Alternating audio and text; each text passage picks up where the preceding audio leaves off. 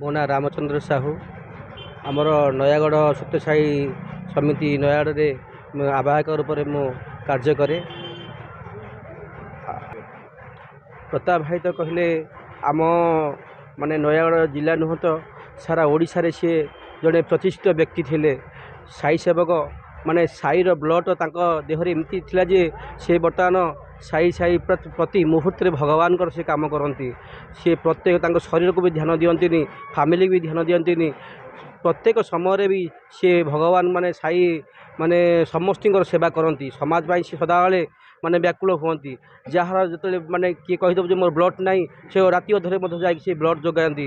ସେ ଯେତେ ମାନେ ସଂସାରରେ ଯାହା ଥିବ କାମ ସବୁ ଛାଡ଼ି ଦେଇକି ମାନେ ପ୍ରତ୍ୟେକ ଲୋକଙ୍କ ସମୟରେ ଯାଇକି ପହଞ୍ଚି ଯାଆନ୍ତି। ସେ ତ ଆମର ପାଇଁ ଆଜି ସେ ନାହାନ୍ତି, ସେ ଆମେ ତାଙ୍କ ପାଇଁ ବହୁତ ବ୍ୟାକୁଳ। ଆମର ବର୍ତ୍ତମାନ ଆଜି ତାଙ୍କର ଏକାଦଶ କାର୍ଯ୍ୟରେ ଆମର ପୁରା ଓଡ଼ିଶା ସାରା ଲୋକ ବହୁତ ଆମର ଷ୍ଟେଟ୍ରୁ ଭାଇ ଭଉଣୀମାନେ ମଧ୍ୟ ଆସିଥିଲେ, ଆଉ ଖୋର୍ଦ୍ଧା ଜିଲ୍ଲାରୁ ଆସିଥିଲେ, ଆଉ ପୁରୀ ଜିଲ୍ଲାରୁ ମଧ୍ୟ ଆସିଥିଲେ, ଆଉ ନୟାଗଡ଼ ଜିଲ୍ଲା ଆଜ୍ଞା ସେ ଅପୂର୍ଣ୍ଣ କ୍ଷତି ନୁହେଁ, ସିଏ ଗୋଟେ ଆମର ସଂଗଠନ ପାଇଁ ଷ୍ଟେଟ୍ ପାଇଁ ଗୋଟେ ସିଏ ରତ୍ନ ହୀରା ଆଜି ଷ୍ଟେଟ୍ ହରାଇଦେଲା। ଆଜ୍ଞା ସେ ବର୍ତ୍ତମାନ ପ୍ରତାପ ଭାଇ ଆମ ସମସ୍ତଙ୍କ ହୃଦୟରେ ଗୋଟେ ଛାପ ମାରି ଯାଇଛନ୍ତି। ସେ ଛାପକୁ ଆମେ ପୁରା ଆମ ଜୀବନ ଗଲା ପର୍ଯ୍ୟନ୍ତ ଆମେ ମଧ୍ୟ ସେ ଛାପ ଲିଭିବନି। ପରିବାର ଆମେ କିଏ ସେ ଭଗବାନ ତାଙ୍କର ପରିବାର ପାଇଁ ତାଙ୍କର ସାହା ହୁଅନ୍ତୁ। ଯାହା ବି ହେଲେ ଆମର ବର୍ତ୍ତମାନ ସମସ୍ତେ କହି ଯାଇଛନ୍ତି। ତାଙ୍କର ଦୁଇଟା ସନ୍ତାନ ପୁଅ ଅଛନ୍ତି, ତାଙ୍କ ସ୍ତ୍ରୀ ବି ଅଛନ୍ତି। ବର୍ତ୍ତମାନ ସେ ତାଙ୍କ ସ୍ତ୍ରୀକି ଆମେ ସମସ୍ତେ LICର ଆସିଥିଲେ, ସମସ୍ତେ ସେ LIC ଏଜେଣ୍ଟରେ କାମ କରନ୍ତି।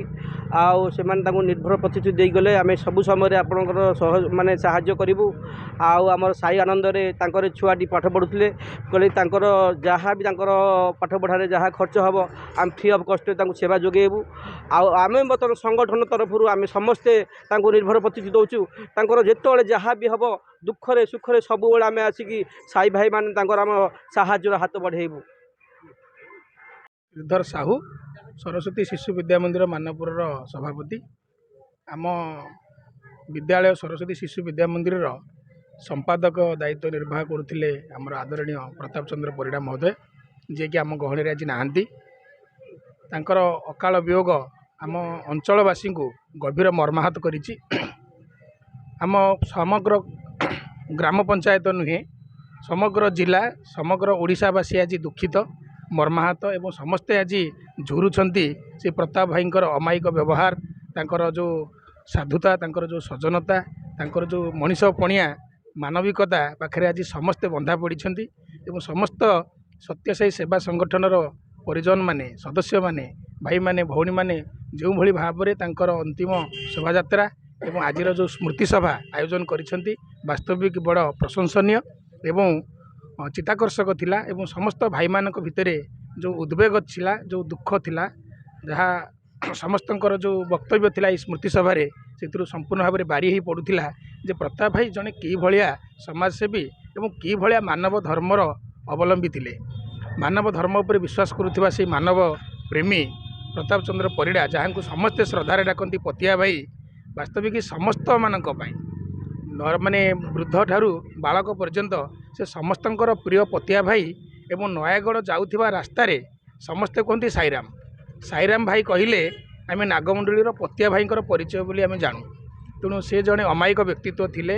ଶିକ୍ଷା କ୍ଷେତ୍ରରେ ଆମ ଅଞ୍ଚଳର ପିଲାମାନଙ୍କର ଉନ୍ନତି ପାଇଁ, ପିଲାମାନଙ୍କୁ ବୌଦ୍ଧିକ, ନୈତିକ, ସାଂସ୍କୃତିକ ଶିକ୍ଷା ଦେବା ପାଇଁ ସେ ସରସ୍ୱତୀ ଶିଶୁ ବିଦ୍ୟା ମନ୍ଦିର ଗଢ଼ିବାରେ ମୁଖ୍ୟ ବିନ୍ଦାଣୀର ଭୂମିକା ନିର୍ବାହ କରିଛନ୍ତି। ଏବଂ ସତ୍ୟସାଇ ସେବା ସଂଗଠନରେ ଦୀର୍ଘ ବର୍ଷ ଧରି ସେ ଜିଲ୍ଲା ଦାୟିତ୍ୱ ଠାରୁ ଆରମ୍ଭ କରି ମାନେ ଗ୍ରାସ ରୁଟ୍ ପର୍ଯ୍ୟନ୍ତ ସେ ସମସ୍ତ ଦାୟିତ୍ୱ ନିର୍ବାହ କରନ୍ତି। ଏବଂ ସେ କେବେ ହେଲେ କ୍ଷମତା ଏବଂ ପଦପଦବୀକୁ ଲୋଭ କରନ୍ତିନି। ଜଣେ ସଚ୍ଚା ମଣିଷ ଭାବରେ, ନିମ୍ନ ସ୍ତରର କର୍ମୀ ଭାବରେ ସେ ନିଜକୁ ପ୍ରତିପାଦନ କରନ୍ତି ଏବଂ ସମସ୍ତଙ୍କ ପ୍ରେରଣାର ଉତ୍ସ ଥିଲେ ପତିଆ ଭାଇ। ଏବେ ଆଜିର ସ୍ମୃତି ସଭାରେ ସମସ୍ତେ ତାଙ୍କୁ ଝୁରୁଛନ୍ତି ଏବଂ ଏ ଅଞ୍ଚଳ ମଧ୍ୟ ଝୁରୁଛି, ଆଗକୁ ମଧ୍ୟ ଝୁରିବ। ଏ ଅଞ୍ଚଳ ଜଣେ ବିଶିଷ୍ଟ ସମାଜସେବୀଙ୍କୁ ହରାଇଲା। ଭାଇ ବାସ୍ତବିକ ସେଇ ସତ୍ୟସାଇ ବାବାଙ୍କ ଇଏରେ ଲୀନ ହୋଇଯାଇଛନ୍ତି। ଯଦି ଆଜି ଯାହା ଚର୍ଚ୍ଚା ହେଉଛି ଆମ ଅଞ୍ଚଳରେ, ଖାଲି ଅଞ୍ଚଳ ନୁହେଁ ନୟାଗଡ଼ ଜିଲ୍ଲା ସାରା, ଯେ ସେ ପିଲାଦିନୁ ସତ୍ୟସାଇ ସେବା ସଂଗଠନରେ କର୍ମୀ ଥିଲେ, ସତ୍ୟସାଇ ସେବା ସଂଗଠନରେ ସେ ସେବା କରନ୍ତି। ଏବଂ ସେଇ ସତ୍ୟସାଇ ସେବାଙ୍କର ଯେଉଁ रथ बुलूला नयागढ़ जिला से रथ परिक्रमा पर से सेवा दवाई जाइए कूटपति एवं सेठी जो देहांत ये वास्तविक ये मृत्यु को मृत्यु बोली कहुनी ये आत्मा परमात्मा सहित लीन हो गले सत्यसाई बाबा तांकू पूरा स्वर्ग प्राप्ति देइछंती ए कथा को मध्य चर्चा होउछि। राजेंद्र कुमार साहू दशपल्ला सत्यसाई सेवा समितिर आवाहक पूर्वतन जिला सभापति थे एवं संगठन में तांकर अवदान बहुत अधिक ता सहित तांकर बहु प्रतिभार से अधिकारी शिक्षा क्षेत्र कहतु माने समाज सेवा क्षेत्र कहतु आउ माने संगीत क्षेत्र कहतु सब गुणर से अधिकार थे तेणु समस्त सी प्रिय भाजन थे आज जिते सी अनुपस्थित एकादश दशा बर्तमान नयागढ़ जिलार समस्त भाई भौणी मैंने एकत्र होगा सहित स्वयं संगठन आमर पुरी खोर्धा अन्य जिलार भाई भौणी मैंने मतलब एकत्रित होती अश्र श्रद्धांजलि आमर नयागढ़ जिला प्राय 85 लोक नहीं आमर साई दर्शन कार्यक्रम प्रशांति दर्शन कार्यक्रम जाते जो दिन नहीं पहुँचले ता बासी दिन हठात हृदघात होता हृदघात राति 11टा बेले हस्पिटाल निया हस्पिटाल डाक्तर डिक्लेयर करते से देहांत हो जाए तेणु सेठू समस्ते आश्चर्य हो गले एत लोक नहीं दायित्व नहीं जाइए समस्त माने माने जो अश्रुल नयन समस्ते खबर देले नयागढ़ जिलूर केते भाई भौणी गले जहाँकि आम्बुलांस शव को आमर ये नागमूली अणाला नयागढ़ जिलार सब संगठन आमर जो 5टा समिति अच्छी रणपुर समिति बड़गाँ समिति नयागढ़ समिति दशपल्ला समिति इटामाड़ी समिति ये समस्त समितिर भाई भौणी मैंने एकत्रित होकर अंत्येष्टिक्रिया कराइला शवदाह कराइला आज एकादश जो कार्यक्रम चलती अश्रुल श्रद्धांजलि ये सबू समितिर भाई भौणी मैंने जोग देइछन्ति।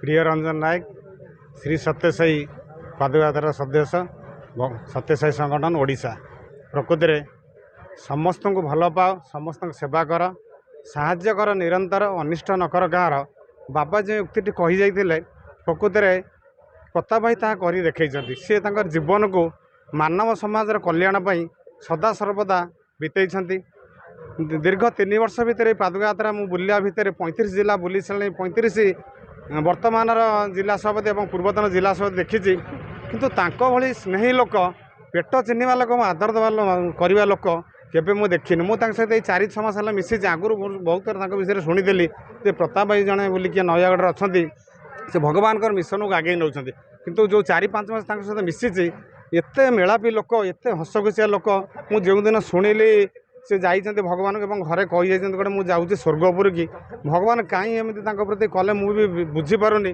बोधे मुझे दिन अति म्रियमाण हो जाती खबर शुणिला भगवान को शेष प्रार्थना करी प्रताप भाई भली आम नयागढ़ जिले में सबू यूथ बाहरी आसतु आ नयागढ़ जिला को सारा ओडिशा राज्य संगठन में जदि किए आगे नहीं था भूमिका निश्चित अग्रणी थिला एवं जे से जो जिला सभापति रूप कार्य करते घरे घरे प्रति गली प्रति इंची इंची से भगवान संगठन को एवं भगवान बाणी की सी निश्चित नहीं पहुँची एथिरे किसी तिले मात्र द्विधा ना शेष में भगवान पर प्रार्थना करुच्ची अमर आत्मा सद्गति दिंतु एवं दुई पुओ एवं सहधर्मिणी की भगवान सहाय हूँ परिवार पुणी केमती आग को संसार रथ चलू ये भगवान कर प्रार्थना। जय साईराम जय जगन्नाथ। सुब्रत राउत राज्य पादुका यात्रा संयोजक श्री सत्यसाई सेवा संगठन ओडिशा। प्रकृत में संसार जा ध्रुव सत्य रही ना कई रे ना भवरंग भूमि तले सर्वे निज निज अभिनय सारी बाहुड़े काल बड़े ये कथा को प्रकृत साकार रूप देते प्रताप भाई मो सहित दीर्घ 25 वर्षर बंधुत्व आउ स्वामी अर्थात साई मिशन अवतार जो लक्ष्य थिला प्राणी आरत दुख अप्रमित देखु देखु के सबू से सब कहते भाई मो जीवन पचे संगठन जाऊ आउ जगत उद्धार हो प्रति समय देखी मुझे जो डिस्ट्रिक्ट यूथ कोऑर्डिनेटर थी भुवनेश्वर सी नयागढ़ डिस्ट्रिक्ट यूथ कोऑर्डिनेटर थे मुझे जो डिजास्टर मैनेजमेंट कोऑर्डिनेटर थी state civil disaster district president थे प्रति क्षण क्षण प्रति समय शह शह लोक मोटिवेट करवा आउ घर घर बुलवा कहीं दशपल्ला कहतु कहीं रणपुर कहतु कहीं ओडगाँ कहतु कहीं इटामाटी कहतु कहीं नयागढ़ समिति कहतु 5टा जाक समितिर सी गोटे छात्र सदृश थे आउ एते वेल कनेक्टेड एते वेल मोटिवेटेड एते वेल डिजाइन ଆଉ ତାଙ୍କୁ ଏତେ ଅର୍ଗାନାଇଜ୍ଡ ବୋଧେ ମୁଁ ଭାବୁଥିଲି ସେ ହେଉଛନ୍ତି ପ୍ରକୃତ ଅମୃତସ୍ୟ ପୁତ୍ରା ଆଉ ସଠିକ୍ କାମ ସେ କରିଥିଲେ। ସେଥିପାଇଁ ସ୍ୱାମୀ ତାଙ୍କ କୋଳକୁ ତାକୁ ନେଇଗଲେ। ନୟାଗଡ଼ ଜିଲ୍ଲା ପାଇଁ ସାରା ଓଡ଼ିଶା ପାଇଁ ସତ୍ୟସାଇ ସେବା ସଂଗଠନ ଇଣ୍ଡିଆ ପାଇଁ ଗୋଟେ ଅପୂରଣୀୟ କ୍ଷତି, କିନ୍ତୁ ଭଗବାନ ତାକୁ ଆନନ୍ଦର ସହିତ ତାଙ୍କୁ କୋଳେଇ ନେଇଛନ୍ତି। ତାଙ୍କ ପରିବାରକୁ ଆଶୀର୍ବାଦ କରନ୍ତୁ, ଶକ୍ତି ଦିଅନ୍ତୁ, ସାମର୍ଥ୍ୟ ଦିଅନ୍ତୁ, ସଂଗଠନ ମଧ୍ୟ ଆଗକୁ ଯିବା ପାଇଁ ଶକ୍ତି ଦିଅନ୍ତୁ। କିଭଳି ଭାବରେ ଏ କାମ ଚାଲିବ, ଆଗକୁ ଏ ସଂଗଠନର ସ୍ରୋତ ବଢ଼ିବ। ଏବଂ ଯେତେବେଳେ ମୋର ଖୋର୍ଦ୍ଧା ଜିଲ୍ଲାରୁ ଆମେ ନୟାଗଡ଼କୁ ରିସିଭ୍ କରୁଥିଲୁ, ଭାଇଙ୍କ ସହିତ ମୁଁ ଥିଲି, ସେ ନଡ଼ିଆଟି ବାଡ଼ିବାକୁ କହିଲି, ଭାଇ ନଡ଼ିଆଟି ବାଡ଼ାନ୍ତୁ ସବୁ ରିଷ୍ଟ ଖଣ୍ଡନ ହୋଇଯିବ। ସେ କହିଲେ ହଁ ଭାଇ, ଆପଣ ମୋର ଗୁରୁ ଭାଇ, ଆପଣ ଯାହା କହିବେ ସେୟା କରିବି। ନଡ଼ିଆ ବାଡ଼େଇଲେ ଆଉ ସେ ରିଷ୍ଟ ଖଣ୍ଡନ ଏଇଭଳି ଭାବରେ ହେବ ମୁଁ କେବେ ଆଶା କରୁନଥିଲି। ଭଗବାନଙ୍କୁ ପ୍ରାର୍ଥନା, ଶକ୍ତି ଦିଅନ୍ତୁ, ସାମର୍ଥ୍ୟ ଦିଅନ୍ତୁ, ଆଗକୁ ତାଙ୍କ ସ୍ମୃତି ତାଙ୍କର ବାଟ ଚଲା ବାଟକୁ ଅନୁସରଣ କରି ଆମେ ସଂଗଠନକୁ ଆଗେଇ ନେବୁ। ଜୟ ସାଇରାମ।